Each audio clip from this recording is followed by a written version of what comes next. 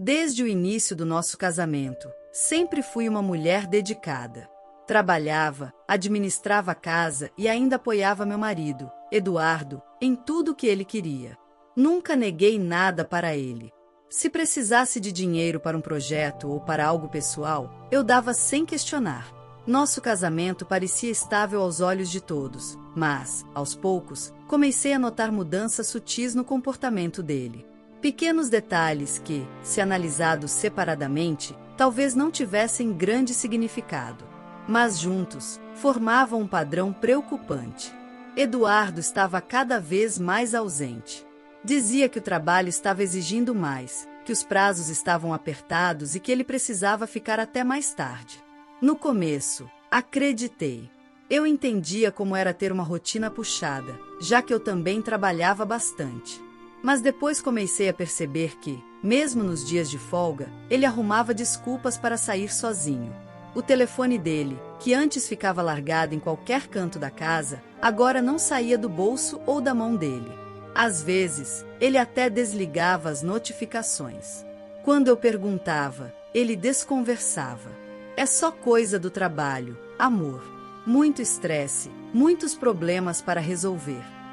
Ele dizia isso, mas eu sentia que ele não estava realmente sob pressão. Se estivesse, por que sorria tanto ao olhar para o celular? Por que desligava a tela tão rápido quando eu chegava perto? Além disso, sua paciência comigo diminuiu drasticamente. Pequenos desentendimentos, que antes terminavam com um simples pedido de desculpas, agora se transformavam em discussões tensas. Se eu perguntasse sobre seu dia, ele suspirava impaciente. Se eu tentava me aproximar, ele parecia distante. Um dia, no jantar, comentei casualmente: "Você anda tão cansado ultimamente. Por que não tiramos um final de semana só para nós dois? Podemos viajar, descansar um pouco."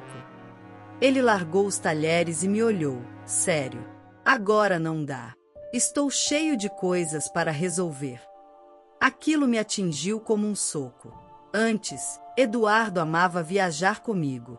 Sempre que sugeria uma escapada de fim de semana, ele era o primeiro a fazer planos.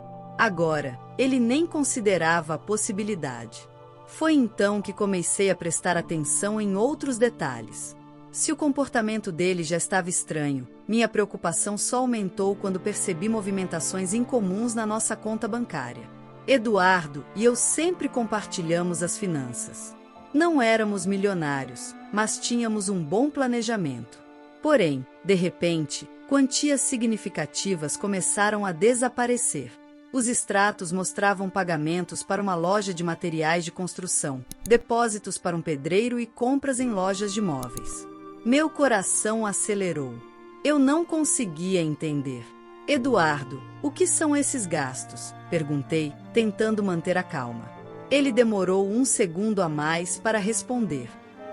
Estou reformando um pequeno escritório para trabalhar melhor de casa." Essa resposta poderia fazer sentido se nossa casa estivesse passando por qualquer tipo de reforma. Mas não estava. Aquela mentira escancarada me fez sentir um arrepio na espinha.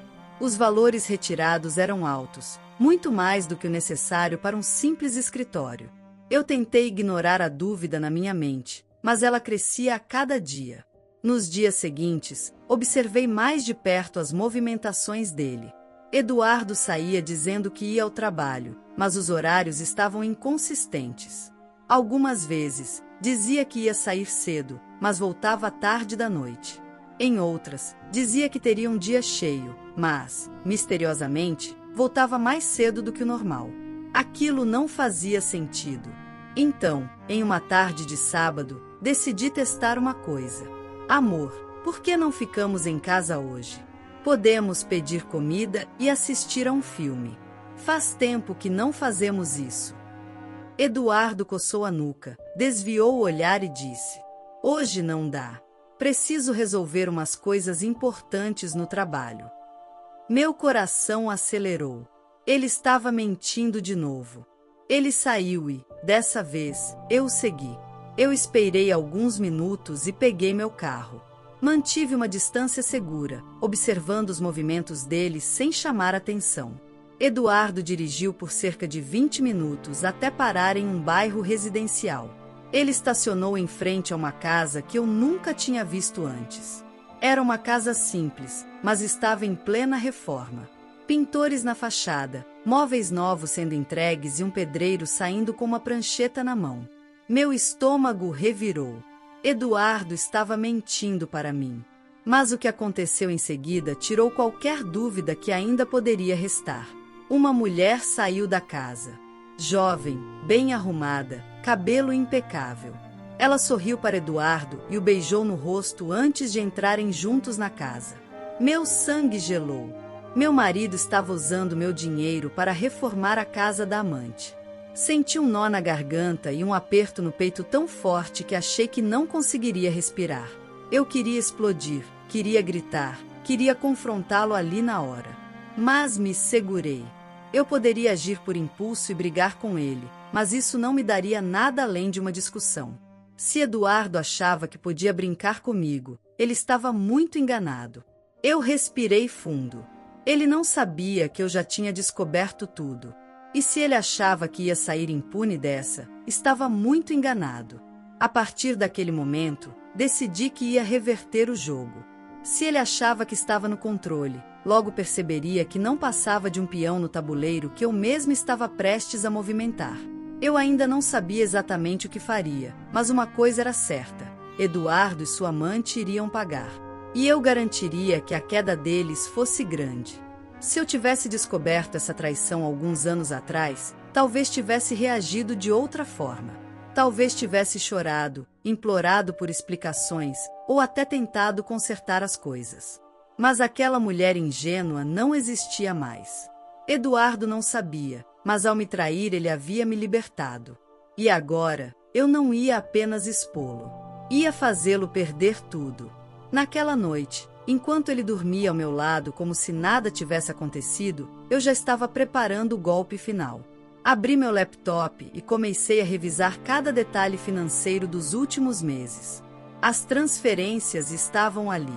Pequenas quantias, enviadas aos poucos para um fornecedor, depois para um empreiteiro, depois para uma empresa de design de interiores. Eduardo foi esperto em não fazer um grande saque de uma vez só.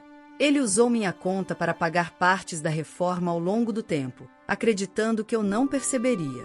Mas ele subestimou minha inteligência. Anotei tudo. Salvei os comprovantes. Transformei minha dor em munição.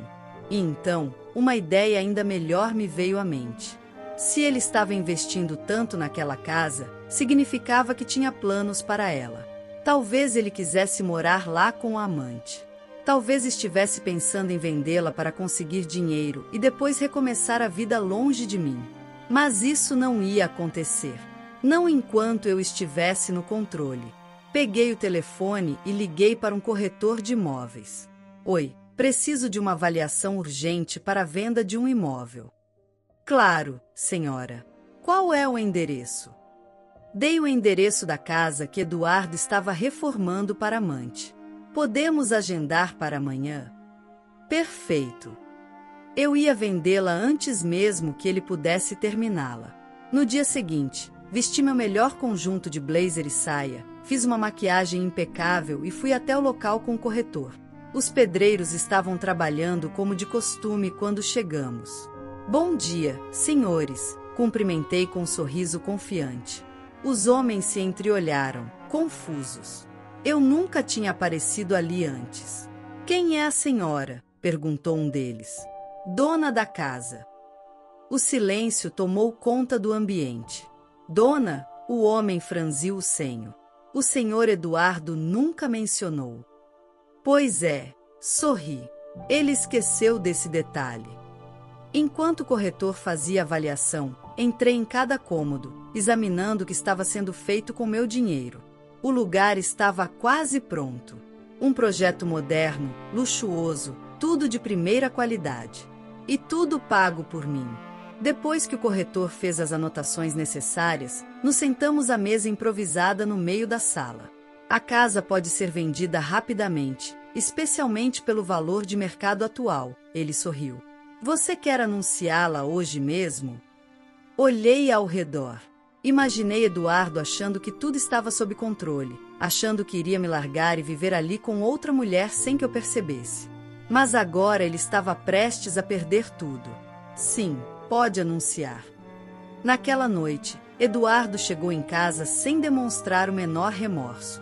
Jogou a pasta no chão, afrouxou a gravata e me deu um beijo no rosto. Como foi seu dia? Perguntei, segurando um sorriso. Cansativo. O trabalho está me matando. Hipócrita. Que bom que você tem um lugar para relaxar, né? Ele ergueu uma sobrancelha. Como assim? Cruzei as pernas e o encarei nos olhos. Aquela casa que você está reformando deve ser um ótimo refúgio para descansar. O rosto dele perdeu a cor. Que casa? Do que você está falando? Peguei meu tablet e deslizei as fotos da reforma. Cada nota fiscal, cada transação bancária, cada e-mail.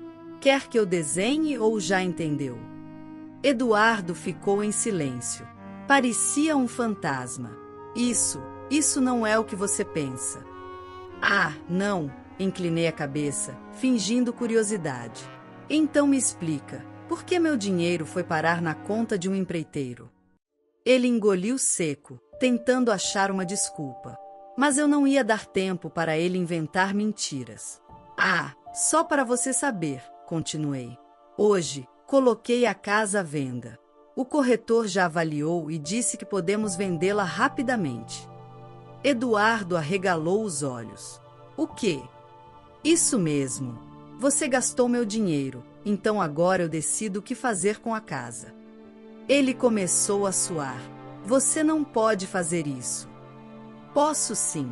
O imóvel está registrado no meu nome. Ele nunca tinha pensado que eu poderia dar a volta por cima. Achava que eu era ingênua demais para perceber. Mas agora o jogo tinha virado. E ele não tinha mais controle de nada. Eduardo estava paralisado. Ele não conseguia acreditar no que eu havia feito. Você não pode vender essa casa, ele gritou, a voz carregada de desespero. Eu investi muito nela. Cruzei os braços e sorri. Com o meu dinheiro. O sangue dele pareceu ferver, mas eu ia devolver. Era só um empréstimo. Ri com deboche. Engraçado. Você nem me pediu esse empréstimo. Só começou a gastar e achou que eu nunca ia perceber. Olha, amor, podemos conversar? Podemos resolver isso. A súplica patética só me fez sentir mais no controle. Agora ele queria negociar? Agora ele queria resolver? Eduardo nunca me viu como alguém capaz de reagir. Sempre pensou que eu era só a esposa dedicada que nunca questionaria suas ações. Mas ele subestimou a mulher errada. O tempo de conversa acabou, respondi firme. A casa está à venda e você não pode fazer nada. Mas ela não é só sua. Eu sou seu marido, eu tenho direitos. Tem? Então tenta na justiça. Vamos ver quanto tempo demora até você ser chutado dessa casa também. A fúria nos olhos dele era evidente, mas ele estava impotente. O homem que achava que controlava tudo agora não controlava nada. Nos dias seguintes, Eduardo tentou de tudo para impedir a venda. Tentou me persuadir com promessas vazias. Tentou convencer o corretor de que havia um erro no anúncio. Até mesmo tentou subornar um advogado para ver se conseguia alguma brecha legal. Mas nada funcionou. A casa foi vendida rapidamente. Com o dinheiro da venda, eu transferi tudo para uma conta separada, longe do alcance de Eduardo. Foi só questão de tempo até ele perceber que não só perdeu a casa da amante, como também estava prestes a perder muito mais. Porque eu não parei por aí. Nos últimos dias, eu vinha organizando minha saída definitiva. Uma noite, esperei que ele dormisse. Peguei minha mala, meu laptop, meus documentos e tudo que era importante. Antes de sair, deixei um envelope sobre a mesa de jantar. Dentro dele, estava o pedido de divórcio. E, claro, todas as provas da traição dele. Se ele tentasse contestar alguma coisa na separação, os juízes teriam muito que analisar. Sai pela porta sem olhar para trás. Não demorou muito para o mundo dele desmoronar. A amante, ao saber que a casa já não era mais dele, o largou sem pensar duas vezes. O dinheiro que ele esbanjou para sustentá-la se tornou um buraco gigante nas finanças dele. E sem um teto garantido, sem dinheiro e sem esposa, ele foi deixado completamente sozinho. Foi um baque enorme. Mas, para mim, foi a maior vitória da minha vida. Eu saí daquele casamento mais forte, mais esperta e, o mais importante, livre. Eduardo pensou que podia me enganar, mas no final, ele só enganou a si mesmo. E pagou o preço por isso. A história de hoje chegou ao fim. Não se esqueça de comentar qual lição você tirou dela. Também deixe um like no vídeo e se inscreva para não perder os próximos vídeos. E se você quer conhecer o final da história da mulher que viu seu pai ser demitido por um motivo misterioso após trabalhar por 30 anos, e depois de investigar descobriu um segredo chocante, clica no vídeo que está aparecendo aí na tela. Te vejo nessa história. Grande abraço!